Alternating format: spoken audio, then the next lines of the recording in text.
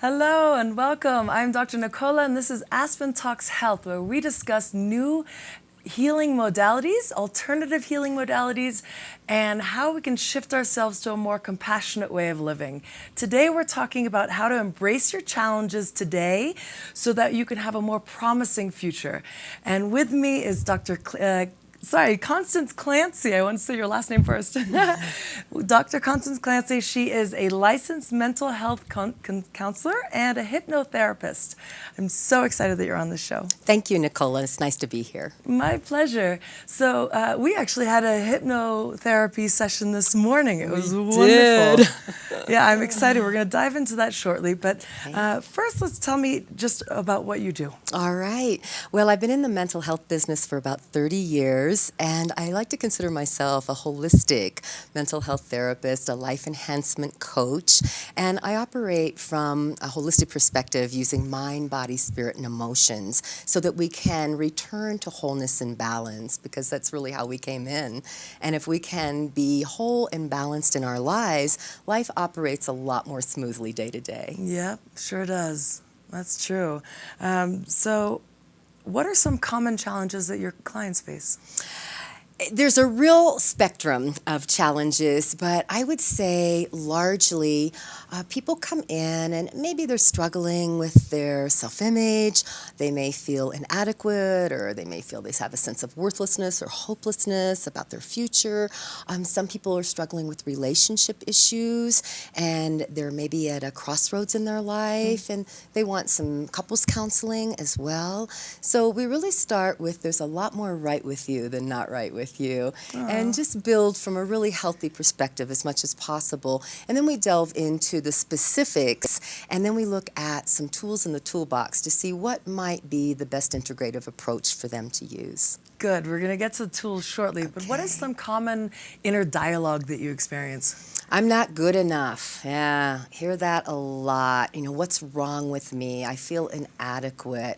I think oftentimes people compare themselves to others, and that helps them feel a sense of inadequacy because they see the other person as better than they are.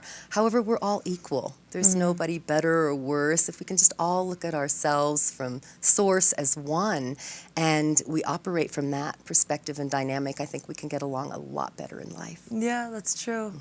What about the I'll be happy when? I hear a lot of that. I'll be happy when I lose 10 pounds, when I get that degree, when I get that job that I've been wanting for years. And what I try to help people with is to stay in the moment and operate from a mindfulness perspective. I know that's a big buzzword these days, but when I was first trained in mindfulness back in the year 2000, you never heard the word. And what I learned is it's like hanging out with yourself. Just be right here, right now, in this present moment. And we call it for short MBSR, Mindfulness Based Stress Reduction, because we all have stress, and it's normal to have stress, or we'd stay in bed and put the covers up over our head. Right. But if we can learn the art of staying in the moment, being present, and being grounded in right here, right now, then we're not out in the future worrying about it. So that helps a lot too. That makes a lot of sense, and it does help a lot. Yeah. So what are some common... actually, you know what? I wanted to ask you, I wanted to play devil's advocate about can unhappiness actually be a driver to better behavior? If someone is willing to make the necessary changes in life, somebody might come in and say, you know, I'm just not happy. And they might say, but I want to be. And I say, well, you're here. So obviously, because you're here and you want to work on yourself, tells me that you are motivated and there's a willingness for you to feel joy in your life again. Yeah. And that can happen. Yeah. A lot of the people that are in my life are achievement driven. Yeah. And so the drive obviously is to accomplish, but there's also a feeling of I'll be good enough when I accomplish. Yeah. And so that's an interesting one, to be happy where you are. Right. And that helps to get where you want to be. And such a nicer journey. Absolutely. Instead of struggling and I'll be better when or I'll be happier when, Yeah. it's how about accepting yourself right here, right now, in this present moment, exactly for who you are. Yeah. Instead of trying to struggle to get ahead, look and accept your gifts and your strengths that you already have within you. Yeah. And I really help people to look inside and talk about what is it within you that you feel good about. And I know you're going to say, well, what if they say nothing at all? No. We somehow come up with a way Yeah. for them to have one attribute, maybe just one, Yeah. that they can say, you know what? I like this about myself. Yeah. And I can use this to build myself and work on my strengths and my gifts. I love Because we that. all have them. It's so true. It's the inner critic that challenges it. You know, just like the intro to this show, I botched a little, and then that inner critic goes, oh, you know, you're messing up. You know, And we all do. If we Right. could just accept ourselves for that. And guess what? We're not perfect. So Right. many of us strive to be, but that doesn't exist. So let's just be okay with who we are. Yeah, love that. So what are some tools for accessing the subconscious and that inner critic and that dialogue? The main tool that I like to use is the hypnotherapy. It's basically relaxed, focused concentration. I have a massage table in my office. You lie on the table. I like to create a nice ambiance of Yeah. some lavender, and I even have a little spray that I use to just bring out some love and blessings as we go through the session. And it's basically some breath work where we do diaphragmatic breathing and getting comfortable with just relaxation. Again, relaxed, focused concentration. And I often use hypnotherapy. I demystify what people may think it is. You're gonna start barking? Bark like a dog, cluck like a chicken. Often that's the stage for entertainment purposes type of hypnosis Is where that where it started? someone has the pendulum and on the count of 3 you're going to be out. You're never out. As No. you witnessed this morning, Right. you're awake. It's full awakeness, yet it's relaxation. And through the breath work, you breathe in relaxation. You learn to breathe out any fears, any stress, any tension.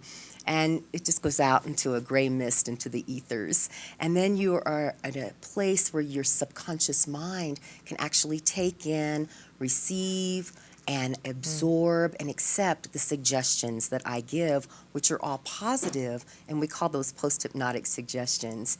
And then the subconscious, because it's so powerful, it operates about 95% of the time, takes all that information and accepts it and absorbs it, so that you can start operating from your subconscious in a healthy, productive way. I love it.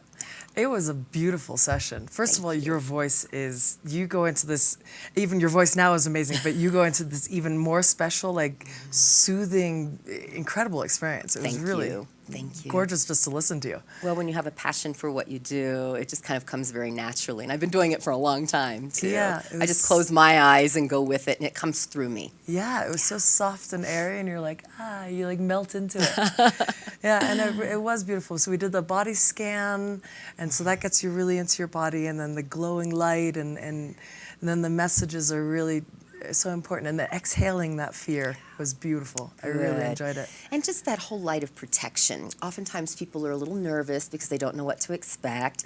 They might feel a little uncomfortable at first. And so I just try to help them to get to a place where they're feeling really good, where they can just let go and let that, what we call left analytical brain, go away and relax and allow the subconscious to come to the forefront. Yeah.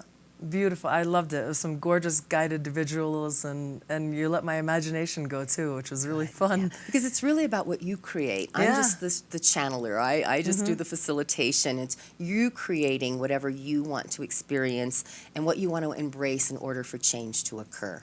Yeah. Loved it. Are there any other tools that you have for your clients? Well, I use something called eye movement desensitization and reprocessing. That's a lot. EMDR for trauma. We all experience some sort of programming, usually early on, our first 7 years. And I tell people the programming that you receive the first 7, 8 years of life during your early developmental stages is somebody else's programming that they've put into you. It's not your own programming. And oftentimes it can be some sort of trauma or fear that you've experienced, may have been something on a verbal level, even a physical level, or even a spiritual level. Yeah. And it stays locked in the central nervous system. So oftentimes when there's a trigger event that occurs in one's adolescence or adulthood, all of that previous trauma comes up. And it's very harrowing. And so what we try and do through something called rapid eye movement, you'll have to come in and try that. Yeah. And we desensitize the trauma and we link it up with a positive cognition. How would you rather feel now?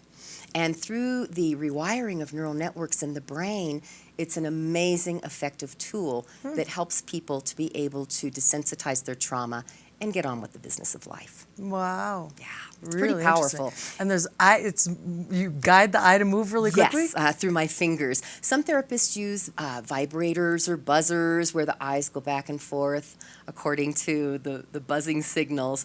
And I'm just old-fashioned. I was trained many years ago in it, and so I use my fingers. And so the client actually follows my fingers as we're talking about the negative event or the disturbance. We go back to that scene. And through each sweep, I call it, the brain is desensitizing that traumatic information. And so once we get down to so many levels of disturbance that aren't as disturbing as we first started with, then we link it up with the positive cognition. And then we really say a positive statement that gets the person feeling like, this is how I feel now. And when it's to what we call a number 7, which is they feel really truthful, like this is really how I feel now, as opposed to how I felt, then they're ready to move on with their life. Fascinating. Yeah, it really is. It used to be used only for, say, like Gulf War vets, Vietnam vets, for post-traumatic stress disorder, and now we find it's very effective for all kinds of different modalities of disturbances and trauma in one's life. So interesting. Incredible that the eyes are connected. Yes. You're kind of almost reframing the experience. Absolutely. In a way. It's like a bilateral stimulation with the rapid eye movement. And generally, after a couple of, we call them sweeps, with them moving their eyes back and forth, people usually say something to the effect of, well, I feel calmer, or the scene's kind of faded for me. And it's amazing how effective even one session can be. Sometimes if it's a series of traumas or a lot of traumatic experiences, we'll need to do more than one session, obviously. Yeah. But some people have had their trauma totally desensitized, and we've been able to reframe in just one session. Fantastic. Yeah. So that's one of the other coping techniques that I use. So interesting. You also do help people with stress and anxiety. Is that related to Absolutely. these past experiences? You think about it, we all have stress in our lives, and anxiety, it comes at us sometimes like a 2x4 externally, and sometimes we've just kept it on the inside and we don't really know how to cope with it. So I do a lot of breath work, mindfulness based stress reduction, that's meditation. Sometimes people can just sit on the couch and just close their eyes and breathe and learn how to calm down. So when you're calm and you're in the moment, it sounds so simple, but some people have a really hard time with that because they're always out in the future, or they're reeling in the past of what didn't get done and how bad they are, or how bad they feel because of something that they didn't complete. Yeah. But if they can just be in the moment and calm down, it's amazing how, and if they put that protective shield around them, how that anxiety will bounce off and away. And then, of course, we do the work, but just to get them calm enough to be able to do the work it's just the breath work that is huge for so many people. Yeah, it's true. I think that's why a lot of people shy away from meditation, because they just calming down those constant thoughts. Absolutely. It feels impossible. It does, because the thoughts keep coming in. Yeah. And then when they do keep coming in, I just say, just let yourself return to the breath. Yeah. And before you know it, they're actually in a very calm state. Yeah. Yeah. Because if you notice when you shallow breathe, that's when the anxiety or the panic is creeping in. So you're up here in your chest. I can't stop. I can't be calm. But if you start down here in the belly, and that's why I say put your palm of your hand on your belly and feel your belly expand as you begin to breathe in relaxation and let all of that stress and tension go. That's where we start. That's the beginning point of departure. Then we do the work. Some of that work can include CBT, cognitive behavioral therapy, reframing, rethinking the way you think. And oftentimes, when we think, it's those negative thoughts that come in. Yeah. And I hear so many people say, I don't know how to stop the negative thoughts coming in. Yeah. And that's how we start. And the breath, and then either through hypnotherapy, or some people might just want to cognitively work on it without hypnotherapy. Right. I have a guest coming on later. His name is Michael, and he was trained in Tibet and Nepal. And one of his techniques is just to label the thought. Yep. And then it goes away. It's fascinating. It's like almost like an instant cutoff. Yes. And that can be very effective, too. It worked really well for me. And then you can go right away, you can go back to the breath. Yes, absolutely. And just always remember to return to the breath and the deep breathing, because that's what calms you. I always tell people that babies breathe diaphragmatically. Yeah. And you know how they just breathe in and they breathe out very calmly? That's what we want to be able to do. But we get so caught up in the business of life and all the stress around us and within us, and we forget how to breathe. And so we start breathing more shallow, and then we get panicky, and that's how panic attacks can occur, too. It is surprising how shallow we breathe. If you actually start paying attention, you're taking micro breaths almost sometimes. And that brings on the anxiety and the stress. And that's what we want to get away from. Wonderful. Any other techniques you want to share? Oh, gosh. So those are the main ones that right? I use. The mindfulness, the cognitive behavioral, the hypnotherapy, the EMDR. Does it shift when it's trauma or betrayal or neglect? Do they have different kind of, or is it the same therapies that work for all? It's interesting because when somebody comes in and they say, I've been betrayed, that is one of, in my opinion, the deepest wounds of all. It is like your heart just shattering into a million pieces, and that knife continues to go in. It's a very, very deep wound. And usually we can trace betrayal back to sometime in our childhood. Betrayal, abandonment, shame, they kind of all go together. Shame versus autonomy is our second developmental stage of life. And we can feel shame around age 2. And it might not be an intentional shaming by a parent or caregiver, but it might be for the child's best interest, but the child may feel there's something wrong with me, I am bad. And it may go back, and so we have to kind of trace, and that's where the hypnotherapy can come in. We go back to early on subconscious rememberings of a lifetime. And so those are some pretty deep wounds, and we want to be able to heal those wounds. And so I use a variety of the techniques that we've already talked about to heal shame, abandonment, and betrayal. Those are 3 archetypal wounds that we have. Thank you. You just reminded me of something that... So I recently did a biomeridian test, and it showed that I am carrying a fear of attack and a fear of loss.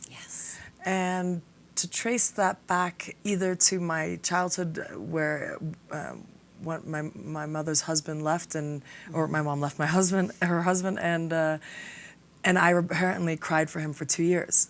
I don't recall it now because it was only 5 or 6 years old, but so I wonder if that's the fear of loss, or if it's traced back, if the fear of attack, for example, is traced back to my grandmothers in the concentration camps. It's such a good point, because one of the things we really look at now is we look at DNA. I go back 3 generations when I work with a client. Do you know what was happening with parents, grandparents, great-grandparents? And as we were talking this morning, I read something recently that grandchildren of Holocaust survivors actually have dreams, nightmares about the death camps, not knowing their parents or grandparents, Yeah. were in the Holocaust. Wow. So to me, that is just mind-blowing. It's fascinating. Yes, and so with regard to your feelings of fear, your soul, your subconscious knows. You might not recall Yeah. sitting here consciously, but if we did a regression therapy and hypnosis, we would go back to, sometimes people go to the womb. If you believe in it, sometimes people go to other lifetimes where they've Yeah. carried over certain events that were traumatic that they've never worked through. And that is known to happen. One of the experts in that area is Dr. Brian Weiss, the author of Many Lives, Many Masters. And it's just fascinating work. You're always learning something in this profession. But in terms of the whole attack, that feeling that maybe something happened to you, it could have been verbally, it could have been physically, that you've blocked and you don't remember. Yeah. And something yet is just gnawing at you and it's locked in your central nervous system, and that's trauma. And it's coming out of my dreams. Okay. I And keep getting attacked in my dreams. yeah, and dream work is so incredibly healing. And one of the things I tell people with dreams, I say, ask for an answer to come to you in a dream. And ask from your heart and really get compassionate about, I really need an answer. And it may not come to you that night, but ask every day or Every night before you go to bed, Before you go ask. to bed. Ooh, I like that. Please let me have an answer about something that I have a question about, and I really need some answers. And if it does come to you, you might be in a hypnagogic state that's kind of between that sleep and waking state. And if you can, just keep your eyes closed and just let that come behind your eyes. And when you gradually wake up, just record it either verbally or write it down. Otherwise, if it's the next morning and you wake up, you won't remember Yeah, the no, dream. I have a dream notebook now by my bed Good. because Keep a they journal. keep coming. Yes. I had And a get tarantula in the last one. It was not fun. Yeah, and dreams are so full of symbology, and so you just might have to connect the dots for a while and try to figure out what it means. But I don't really analyze people's dreams because the dream is really your dream. But I can say, what do you think the symbology is? Yeah. You know, what does this mean to you? And then eventually you can sort of connect it and figure out what it means symbolically for you. I've heard it's not what you're actually dreaming about, but how you feel in the dream. Like if you feel fear, if you feel anxiety. And I always say that anything coming from the mind is significant. That's very important. So don't blow it off as, oh, it's nothing. No, because it is something, because it's your subconscious working through something and trying to help heal you. So it is significant. It is important. It is fascinating. All right, let's switch gears a little bit. You help people that were in relationships with narcissists.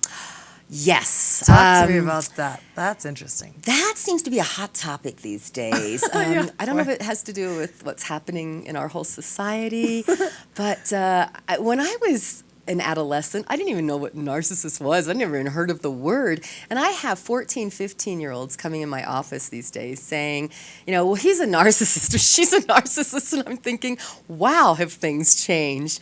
But what I try to help people understand is most likely if there is a narcissist or an energy vampire in your life, chances are you may be an empath. And there's a spectrum of empaths. And empaths are people who generally want to save the planet. They have a lot of love, a lot of giving. They trust others. They see the good in everyone. They're compassionate. They're people who will take on a lot. And they're the do-gooders. Yeah. They're the volunteers. So you get the picture. And again, that's on a spectrum. But what happens with empaths, they have wonderful gifts and strengths themselves. But when they get hooked up with a narcissist, oftentimes they really lose themselves. And they end up having to learn some pretty hard lessons, whether it's betrayal, abandonment, themselves. And they're the types that are going to get their hearts broken when they're betrayed or when somebody abandons them or treats them badly. And narcissism, there's a spectrum of that as well. And you can have narcissistic traits or you can be a full-blown narcissistic personality disorder. And that's actually in our DSM-5 diagnostic manual. And it is a part of what we refer to as cluster B personality body disorders. So again, it depends on where somebody is on the spectrum, but I do try to help people understand it's not you. It's something that someone said or did that made you feel inadequate or broken. And what we have to learn to do is use protection strategies and take care of yourself and set rock solid boundaries to help yourself so that you don't succumb to the tricks of a narcissist. Yeah. And the manipulation and control, because they lack empathy. And empaths are so empathetic and so have a degree of empathy. And narcissists know it. They can pick them out. And it's almost like they go, okay, I'm going to pick you to manipulate and control and use and abuse. And they stick around. They know who's going to stick around. Absolutely. So maybe that's why. Yeah, and that's what going. happens. And so, again, I see a lot of more women than men. But however, there are women narcissists, and there are people out there who succumb to the narcissism in relationships dealing with women too. How do you help an empath overcome? Try to help them with realizing what an empath is and understanding all the beautiful gifts and sensitivities that they have. They might come in and say, I know I'm so highly sensitive. There's something wrong with me. No. There's nothing wrong with you. Please enjoy those gifts and sensitivities. However, it's how you use them, to what degree, so that you're not taken advantage of and so that you don't become a doormat yourself. And you set boundaries, like you said. Absolutely. You have to set rock solid boundaries with others. And sometimes it comes to the point where you just say, no, I simply can't. That's a very powerful statement. And not an empath's specialty saying No, not at all. Empaths come in and they say, How I can don't I- know how to set boundaries. I don't Yeah. have a clue, because they've been yes people. Yeah. But remember, I think Oprah said this, saying no means yes for you. So just learning how to set those rock solid boundaries I love can it. really help an empath. I think empaths are also defined by, or they feel good when they help, and so it's self-love in a way to Absolutely. overly love someone else. Absolutely, and So it's it's a just fine line. Yeah, it's just when that you get taken advantage Yeah, of that's a and problem. used, and narcissists have a real knack for knowing how to do that. Yeah, we have literally just 2 minutes left. Okay. So could we end on your explanation of mindful living? Again, being right here, right now. There's so many components to mindful living: mindful eating, Yes. mindful walking, having a meditation practice. And by that, I don't mean feeling like you have to go to Tibet and sit on top of the mountain. Just simply being able to lie down or sit or even stand, close your eyes, take those few deep breaths, and just be grateful for the moment.